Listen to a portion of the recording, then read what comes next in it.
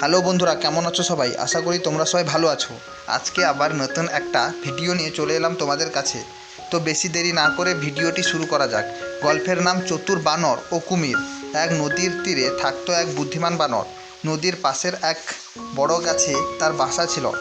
গাছে অনেক মিষ্টি পাকা ফল থাকতো, আর সেই ফল খেয়েই বানরটি দিন কাটাতো।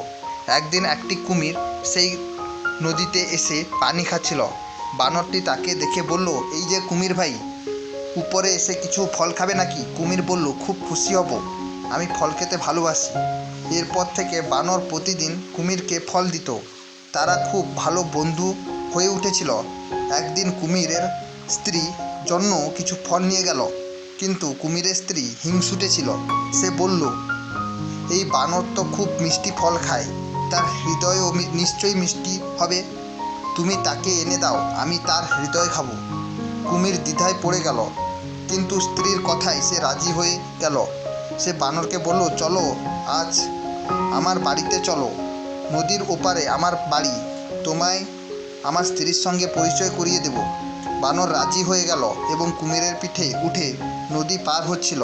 মাঝ নদীতে কুমির সব কথা খুলে বলল। বানর সঙ্গে সঙ্গে চতুরভাবে বলল, আরে আমি তো আমার হৃদয় গাছে রেখে এসেছি, তুমি যদি বলতে তাহলে নিয়ে আসতাম। কুমির তাকে ফিরিয়ে নিয়ে এলো। গাছের কাছে পৌঁছতেই বানর লাফ দিয়ে গাছে উঠে গেল এবং বলল যে নিজের বন্ধুকে বিশ্বাসঘাতকতা করে সে বন্ধু নয়। নীতিশিক্ষা, এই গল্প থেকে আমরা যে নীতিশিক্ষাটি পাই, বুদ্ধিমত্তা ও ধৈর্য বিপদ থেকে রক্ষা করতে পারে, আর যারা বন্ধুত্বের নাম করে বিশ্বাসঘাতকতা করে তাদের থেকে সাবধান থাকা উচিত। তো বন্ধুরা, এটাই ছিল তো আজকে তোমাদের বলা একটা ছোট্ট গল্প। এই রকম নতুন নতুন গল্প শুনতে চাইলে আমার এই গপ্প কথা চ্যানেলটিকে সাবস্ক্রাইব করে নাও।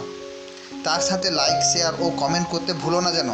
ততক্ষণে তোমরা ভালো থাকো, সুস্থ থাকো, ও এই গল্পটি শেষ পর্যন্ত দেখার জন্য তোমাদের অসংখ্য ধন্যবাদ। দেখা হচ্ছে পরের ভিডিওতে।